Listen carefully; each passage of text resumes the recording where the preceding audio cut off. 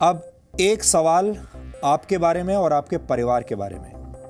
आपने अक्सर लोगों को यह कहते हुए सुना होगा कि फ्यूचर का ज्यादा टेंशन नहीं लेना चाहिए, यानी भविष्य के बारे में तनाव नहीं लेना चाहिए, जो होगा देखा जाएगा।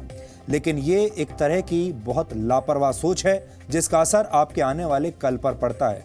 ये बड़ी अजीब सी बात है कि हमारे देश में लोग छुट्टियां मनाने की जबरदस्त प्लानिंग करते हैं, इंटरनेट पर हॉलिडे पैकेजेस सर्च करते हैं। लोग ये भी प्लान करते हैं कि ऐसी कंपनी का मोबाइल खरीदा जाए जिसमें नए ज़माने के फीचर्स हों, वो लंबे समय तक चले और सस्ता भी हो। डिनर कहाँ करना है, कौन सी कार खरीदनी है, मकान कहाँ पर खरीदना है, इस सब के बारे में लोग गहरी रिसर्च करते हैं।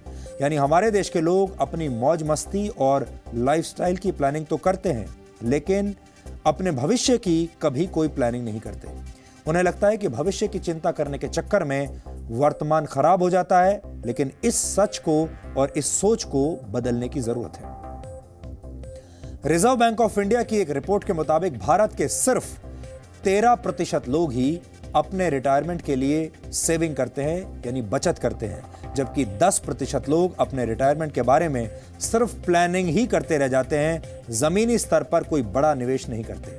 जबकि भारत के 77% लोग अपने रिटायरमेंट के बारे में सोचते तक नहीं। हो सकता है कि आप भी ऐसे लोगों में से एक हों।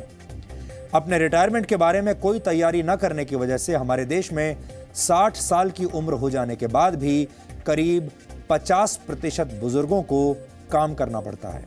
इस उम्र में अक्सर लोग आराम की जिंदगी जीना पसंद करते हैं, लेकिन दुख की बात यह है कि अपने जीवन यापन के लिए उन्हें इस उम्र में भी काम करना पड़ रहा है।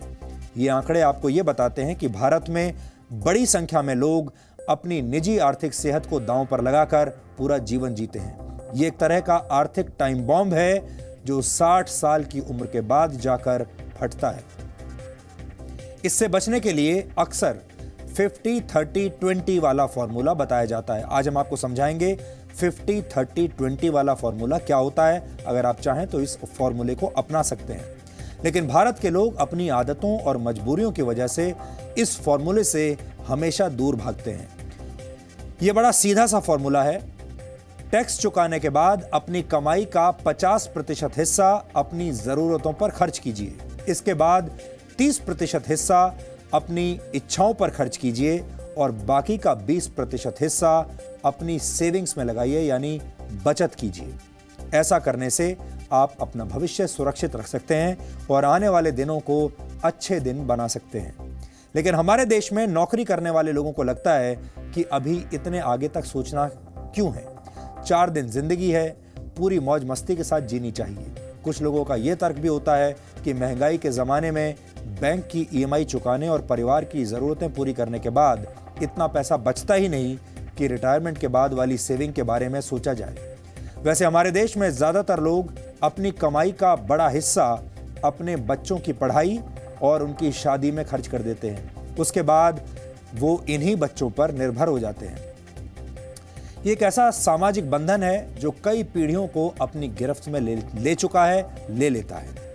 नेशनल सैंपल सर्वे ऑफिस की एक रिपोर्ट के मुताबिक भारत के ग्रामीण इलाकों में रहने वाले 60 साल की उम्र से ज्यादा के 73% लोग अपने बच्चों पर निर्भर हैं, जबकि शहरी क्षेत्रों में करीब 68% बुजुर्ग अपने बच्चों पर निर्भर हैं। भारत की सबसे बड़ी समस्या यह है कि यहाँ की 80% आबादी गैर संगठित क्षेत्रों में काम करती है। इन क्षेत्रों को पेंशन स्कीम के तहत वर्ष 2015 में अटल पेंशन योजना के अंतर्गत कवर किया गया था। ये पेंशन योजना तैयार की गई थी। इस पेंशन योजना के तहत बुजुर्गों को हर महीने 1000 से 5000 रुपए दिए जाएंगे। ये एक अच्छा प्रयास तो है, लेकिन आज के दौर में इस रकम से सम्मानपूर्वक जीवन जीना असंभव है। हमने नहीं सिक्योर किया क्योंकि हमारा फ्यूचर प्लान तो हमारे बच्चे थे। लाइबिलिटीज़ इतनी ज़्यादा होती है, सोर्स ऑफ इनकम कम होता है और पॉसिबिलिटीज़ नहीं है जॉब्स की, और तो इस वजह से लोग अपना प्रेजेंट पहले सिक्योर करें, बाद में फ्यूचर देखेंगे। आज में जीने पर यकीन रखने वाले भारतीय अपने भविष्य को मुश्किल में डाल रहे हैं। इसके पीछे लोगों की अपनी दलील भी है। या ये कहें कि भविष्य पर फोकस न करने के हजार बहाने हैं। लेकिन इस बात को समझने की जरूरत है कि आपकी दलील और तर्कों से भविष्य को सुरक्षित नहीं किया जा सकता। अपने बेहतर भविष्य के लिए आपको बचत करनी ही पड़ेगी, वरना आपकी ये लापरवाह सोच आने वाले कल पर बहुत भारी पड़ेगी। मौजूदा दौर में भारत के 60 वर्ष की उम्र के बुजुर्ग अपनी जिंदगी को जीने के लिए आज भी काम कर रहे हैं।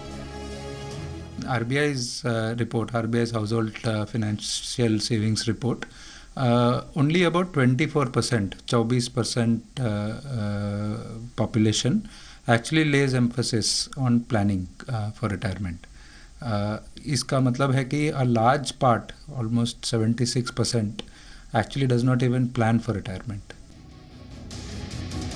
महंगाई के जमाने में बैंकों की किश्त भरते हुए परिवार का खर्च चलाना भले ही मुश्किल काम हो, इसके बावजूद ऐसे लोगों की संख्या भी बहुत है जो अपने भविष्य के बारे में ज्यादा सोचते ही नहीं। इसके अलावा भारत में आज भी लोग अपने बच्चों को अपना इन्वेस्टमेंट प्लान मानकर पूरी कमाई उनके भविष्य के लिए खर्च कर देते हैं।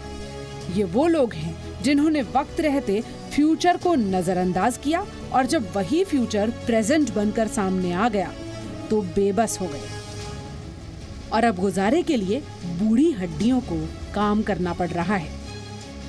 कौन रहेगा यहाँ? सबको तो घर पकड़ना है। क्यों है यहाँ? अब एक मजबूरी है, लड़की की शादी करना है, लड़का की शादी करना है, किसके यहाँ पर कर्जा करने जाएंगे? मकान बनाया है, उस समय कर्जा जो हुआ तो कर्जा तो सधाजे करेंगे ना। ये दिल्ली में रहने वाले अमरनाथ यादव हैं। 67 साल की उम्र में आज भी काम करते हैं। इस उम्र में अक्सर लोग आराम की जिंदगी की उम्मीद करते हैं, लेकिन अमरनाथ अपने भविष्य के लिए कुछ प्लान नहीं कर पाए। अपने बेटे को ही अपना इन्वेस्टमेंट मानकर जो कुछ जमा पूंजी थी वो उसकी पढ़ाई और शादी पर खर्च कर दी। लेकिन अब बेटे की इतनी कमाई ही नहीं है कि वो पूरे परिवार का गुजारा चला सके। इसीलिए अमरनाथ को भी इस उम्र में भी काम करना पड़ रहा है। हालांकि सरकार की तरफ से 2500 रुपए की वृद्धावस्था पेंशन मिलती है, लेकिन उससे गुजारा नहीं चलता। इसीलिए ट्यूशन पढ़ाकर कुछ पैसे कमा लेते हैं। थोड़ा बहुत कमाना तो खैर अब यूँ पड़ेगा कि भाई मेहनत नहीं करोगे तो पूरा खर्चा ये आएगा कहाँ से। बच्चे इतने सपोर्ट कर नहीं पाते, खुद ही थोड़ा बहुत ये पेंशन मिल जाती है, थोड़ा बहुत इधर उधर अपना काम धंधा देख लेते हैं, उसी से काम चल जाता है। और क्या चाहिए तो अब यही समय के हिसाब से कि भाई बड़े बूढ़े भी अपने खुद ही थोड़ा बहुत इंतजाम करके रखें तो ज़्यादा बेहतर है। किसी के ऊपर भरोसे न रहा जाए, क्योंकि कोई मदद मांगे से मदद मिलती थोड़ी ही है, क्योंकि बच्चे अपने ही खर्चे पूरे नहीं कर पाते। परिवार की जरूरतों को पूरा करने के चक्कर में ज्यादातर माता पिता अपने भविष्य को खतरे में डाल रहे हैं। भारत में रिटायरमेंट प्लान न करने की कई वजहें हैं, लेकिन इनमें सबसे पहली वजह यह है कि लोग अपने बच्चों में ही अपना भविष्य देखते हैं और जब बच्चे उनका ये सपना तोड़ देते हैं तो बुढ़ापे में काम करना पड़ता है। बड़ा फैक्टर है कि हमारा परसेप्शन क्या है फैमिली सिस्टम्स को लेके। सो वो जो एक परसेप्शन बना हुआ है that you know my child will take care of me and I don't need to invest, वो एक बहुत बड़ा रोल प्ले करता है हमारे डिसीजन में। तो कहीं ना कहीं हम कलेक्टिव अप्रोच रखते हैं जिसमें हमें ये लगता है कि हम करें और हमारा पूरा का पूरा फैमिली उसको शेयर करे और हम उससे चला लेंगे। But then at the end of the day the joint system is converting into nuclear system, क्योंकि ये ट्रांजिशन फेज़ है एंड लोग अपनी जो उनकी पुरानी एक सोच चली आ रही है वो उसके हिसाब से प्लान करते हैं या डिसीजंस लेते हैं। सो परसेप्शन का बहुत सिग्निफिकेंट रोल है हमारे इन्वेस्टमेंट डिसीजंस पे।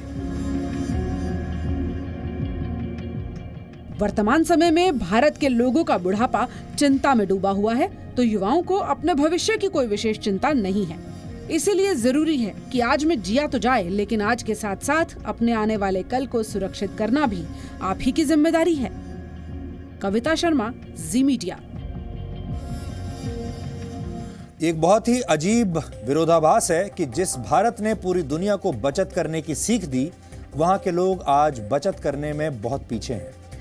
चाणक्य ने कहा था कि व्यक्ति को कभी भी सारा धन खर्च नहीं करना चाहिए, क्योंकि बुरा वक्त कभी भी आ सकता है। ऐसे समय में आपके द्वारा बचाया गया संचित धन ही आपकी मदद करता है। जो व्यक्ति धन संचित करने में विश्वास रखते हैं वो कभी भी असफल नहीं होते। लेकिन अब ये धारणा बदल गई है। आजकल लोग अपने क्रेडिट कार्ड्स के जरिए अपनी ज़रूरतें पूरी करते हैं और उधार लेकर अपने शौक पूरे करते हैं। ये एक हानिकारक सोच है। आपको इसे तुरंत बदलना होगा।